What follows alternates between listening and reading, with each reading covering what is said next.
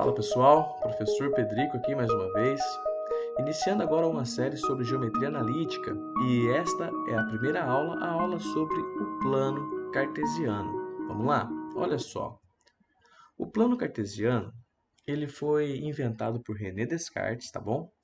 É um plano que serve para dar uma localização e este plano é formado por duas retas reais. O que é uma reta real? Uma reta real é uma reta onde você pode colocar todos os números.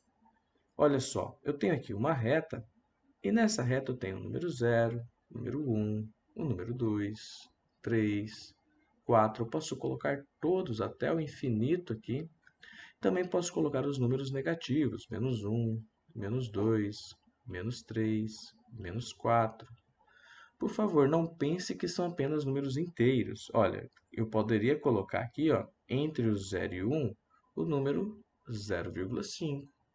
Eu sei que entre o menos 1 e o menos 2, eu tenho aqui o menos 1,5. Eu posso colocar todos os números reais. Olha, eu poderia falar aqui assim, ó, eu teria o número π, que é aí aproximadamente 3,14, um número real. Ok? Olha só, como eu estava falando para vocês, o plano cartesiano é formado por duas retas reais. Então, além de ter esta reta real, eu tenho mais uma. Ele é formado por duas retas reais perpendiculares entre si, de forma que esse ponto de intersecção ele é chamado de origem do plano cartesiano, onde eu tenho zero tanto nessa reta real, que está na horizontal, tanto para esta reta real que está na vertical. Olha, a reta na horizontal chamamos de reta da abscissa, ou de eixo x. A essa reta vertical chamamos de reta das ordenadas, ou de eixo y. Então, se aqui eu tenho zero, eu vou colocar aqui que seria o 1, o 2, o 3, o 4, o 5, o 6, até o infinito, certo? O infinito positivo. Para cá ficariam os números negativos, 1, menos 2, menos 3, menos 4, menos 5, menos 6, até o infinito negativo.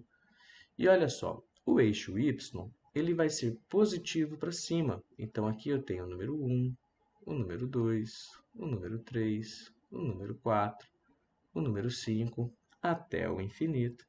E para baixo eu tenho os números negativos, menos 1, menos 2, menos 3, menos 4, até o infinito negativo. Então, aqui eu tenho o plano cartesiano, duas retas reais perpendiculares entre si. Olha só, o plano cartesiano ele também tem quatro quadrantes, contados de forma anti-horária. Aqui eu tenho o que a gente chama de primeiro quadrante, segundo quadrante, terceiro quadrante e quarto quadrante. A gente faz essa contagem de forma anti-horária. 1, 2, 3 e 4. Perceba o sinal dos valores que estão em cada um desses quadrantes. Olha só, no primeiro quadrante, percebemos que os números que pertencem ao eixo x sempre serão números positivos, então sempre serão números maiores do que zero. Os números de y, do eixo y, também são números sempre maiores do que zero, também sempre serão positivos. Agora, no segundo quadrante, os valores de x são números negativos, então são números menores do que zero. E os valores de y são números maiores do que zero, são números positivos. No terceiro quadrante, eu já tenho x menor do que zero e y também menor do que zero. E no quarto quadrante, eu tenho x maior do que zero, números positivos, e y menor do que zero, números negativos. Como eu falei para vocês no início da aula, o plano cartesiano serve para dar uma localização, certo? Uma localização no ponto. Pensa assim, está aqui na origem, né? Eu tenho 0, 0. X é 0, y é 0. Afinal, ele está em 0 nas duas retas reais. Agora, eu posso colocar aqui, ó, 3 para a direita e 2 para cima e falar que tenho aqui este ponto, um ponto A qualquer. Este ponto, como eu falei inicialmente, ele está 3 para a direita e 2 para cima. Então, ele tem coordenada x 3 e coordenada y 2. Para escrever essas coordenadas cartesianas, ou também chamamos de par-ordenado, sempre escreveremos como x e y. Eu tenho um par ordenado, par porque são dois, e ordenado porque eles obedecem uma certa ordem. Essa ordem aqui, ó, ela é importante, é sempre primeiro x, depois y. Olha só, nesse caso, x é 3 e y é 2. Veja só, se eu mudo a ordem, ficaria assim, ó, 2 e 3. Eu estou falando do mesmo ponto? Não, porque agora estou falando que x é 2. Então, ele foi 2 para a direita. E y é 3, então ele foi 3 para cima. O ponto 2, 3 seria este ponto aqui, vamos chamar ele de ponto B. Ok? Então, eu consigo encontrar a localização dos pontos no plano cartesiano, através das coordenadas x, que também é o eixo das abscissas, e y, que também chamamos de eixo das coordenadas, tá bom? Olha só. No plano cartesiano, um ponto fica determinado por um par ordenado AB, sempre tendo a abscissa de um ponto P qualquer e B a ordenada desse ponto P qualquer.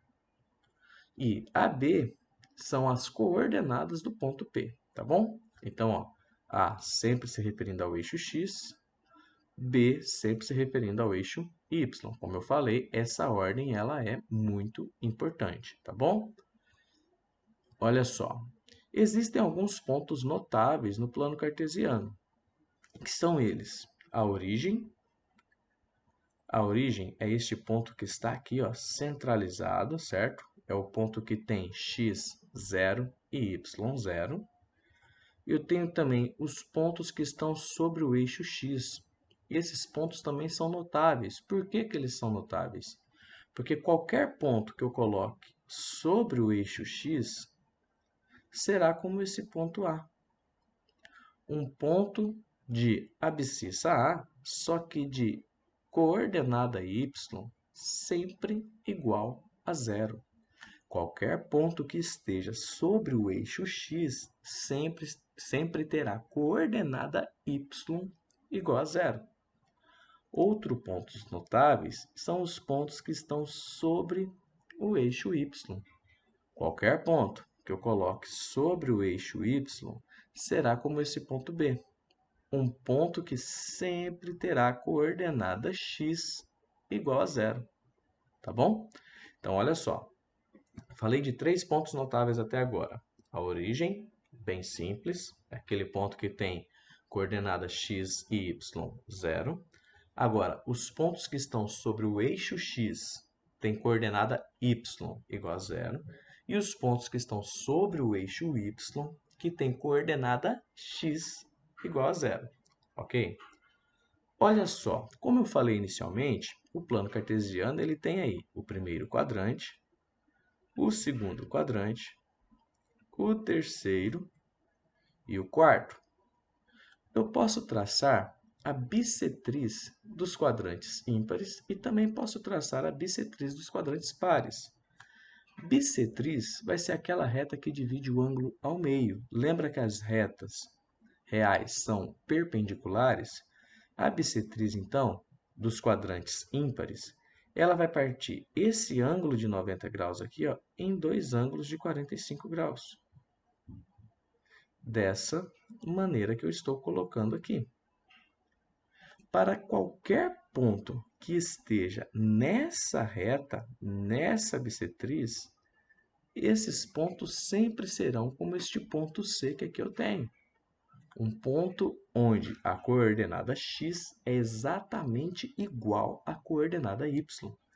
Ok? Olha só, eu poderia falar que aqui eu tenho um ponto de abscissa 1, então a ordenada dele também tem que ser 1. Ah, aqui eu tenho um outro ponto qualquer de abscissa 2. Ah, então a ordenada dele também terá que ser igual a 2. Porque qualquer ponto que esteja sobre a bissetriz dos quadrantes ímpares sempre terá coordenada igual à abscissa. Ok? Coordenada x igual a coordenada y. Acontece bem parecido com a bissetriz dos quadrantes pares. Olha só, eu vou apagar um pouquinho aqui para não ficar muito poluída a nossa figura. Olha só. Quando a gente fala da bissetriz dos quadrantes pares, de novo eu tenho uma reta que parte o ângulo ao meio, o ângulo de 90 graus. Só que agora eu estou me referindo a esse lado aqui, ó. Aqui vai ficar 45 graus e aqui vai ficar 45 graus. Eu tenho a bissetriz dos quadrantes pares, a bissetriz do segundo e do quarto quadrante. Qualquer ponto que esteja sobre essa reta, sobre essa bissetriz, sempre será como este ponto D.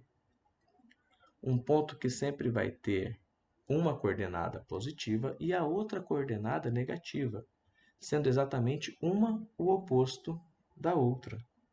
Olha, se eu falar que aqui eu tenho este ponto de abscissa 1, então a ordenada será menos 1. Ah, se eu falar que aqui eu tenho um ponto de abscissa menos 3, então a ordenada desse ponto necessariamente terá que ser igual a 3. Todos os pontos que estão sobre a bissetriz dos quadrantes pares, uma coordenada será sempre o oposto da outra. Ok? 5 pontos notáveis do plano cartesiano que eu acredito que vocês entenderam bem como que funciona. Quero mostrar agora para vocês como encontrar o ponto médio de um segmento. As coordenadas desse ponto médio, não é verdade? Olha só, vocês já perceberam aí que o ponto A ele tem abscissa x e ordenada y. Como aqui eu tenho um ponto A, então eu vou falar que a abscissa é x de A e que a ordenada é y de A. Da mesma maneira, eu vou falar que B tem abscissa x de B e ordenada y de B, certo? Se eu quero saber o ponto médio de um segmento, então eu tenho que ter o segmento, na verdade. Olha só, eu tenho aqui o segmento AB e eu quero saber qual é a coordenada ou quais são, né, as coordenadas desse ponto M. Um ponto M que também terá coordenada x e coordenada y. Só que eu vou falar aqui é a abscissa é x do ponto M, é a ordenada y do ponto M. Olha, é bem simples para calcular essas coordenadas. Basta você reparar que, se ele é ponto médio, então a abscissa do ponto médio tem que estar exatamente no meio do segmento x de A, x de B. Ele tem que ser ponto médio também deste segmento. Da mesma maneira, y do ponto médio, y de M, tem que ser exatamente ponto médio do segmento formado por y de B e por y de A, de forma que esse segmento seja congruente a esse. Então, para cálculo do ponto médio, cálculo da coordenada x, você vai fazer x de A mais x de B sobre 2. Da mesma maneira, agora, para calcular a coordenada y do ponto médio, você vai fazer y de A mais y de B sobre 2. Pessoal, não esqueça que estamos calculando aqui as coordenadas de um par ordenado. Então, você tem que encontrar quem é a coordenada x e quem é a coordenada y. A fórmula para fazer este cálculo, então, ó, do ponto médio, será a coordenada x sempre será igual a x de A mais x de B sobre 2, e a coordenada y será y de A mais y de B sobre 2. Você vai encontrar um par ordenado. Olha só, digamos que esse ponto A, ele tem aqui coordenada, vou fazer assim, ó, vou apagar aqui, vou apagar aqui, vou apagar aqui e vou apagar aqui também. Vou falar que o ponto A ele tem abscissa 3 e ordenada 1. E vou falar que o ponto B tem, sei lá, abscissa 6 e ordenada 5. Então, quais são as coordenadas do ponto M? Nesse caso, o ponto M ele terá coordenada x, x de A mais x de B, 3 mais 6, sobre 2. E coordenada y, eu tenho y de A1, y de B5, então vai ficar 1 mais 5 sobre 2. Portanto, o ponto M será 9 sobre 2, a coordenada x, e 6 sobre 2, que é igual a 3, coordenada y. Perceba que eu encontrei os valores que estão exatamente no meio, entre 3 e 6. Olha, entre 3 e 6 eu tenho 9 sobre 2. 9 dividido para 2 é 4,5. Olha, se eu colocar aqui 4,5, vai ficar 1,5 para cá, o comprimento desse segmento, e 1,5 para cá, o comprimento desse segmento. Olha, 3 mais 1,5, 4,5, mais 1,5, 6. Da mesma maneira, eu encontrei aqui o 3, que é o valor exatamente que vai estar no meio entre 1 e 5. Perceba que aqui teria comprimento 2 e aqui também comprimento 2. Olha, 1 mais 2, 3, 3 mais 2, 5. Ok? Então, para fecharmos essa aula, vamos fazer aqui um exercício do Enem de 2015, que trata-se sobre o plano cartesiano. Ele diz assim: devido ao aumento do fluxo de passageiros, uma empresa de transporte coletivo urbano está fazendo estudos para a implantação de um novo ponto de parada em determinada rota. A figura mostra o percurso indicado pelas setas, realizado por um ônibus nessa rota, e a localização de dois de seus atuais pontos de paradas, representados pelo ponto P e Q. Olha só, ponto P é uma parada de ônibus. O ônibus ele faz esse caminho aqui, ó, certo? Seguindo as setas. E aqui eu tenho outro ponto de ônibus Q. Pelo que eu vi na figura, eu quero colocar um novo ponto de ônibus, certo? Ó, um novo ponto de parada em determinada rota, nessa rota aqui que esse ônibus faz. A questão continua dizendo assim: os estudos indicam que o novo ponto T deverá ser instalado nesse percurso entre as paradas já existentes, P e Q, de modo que as distâncias percorridas pelo ônibus entre os pontos P e T e entre os pontos T e Q sejam iguais. Para ele ser metade do caminho, vamos fazer assim? Vamos calcular qual é o comprimento de todo esse percurso, na verdade? Olha, esse pedaço aqui, ó, ele está indo de 30 até 550. Então, ele será o mesmo que 550 menos 30. Então, aqui eu tenho 520. A partir desse momento, ele vai subir.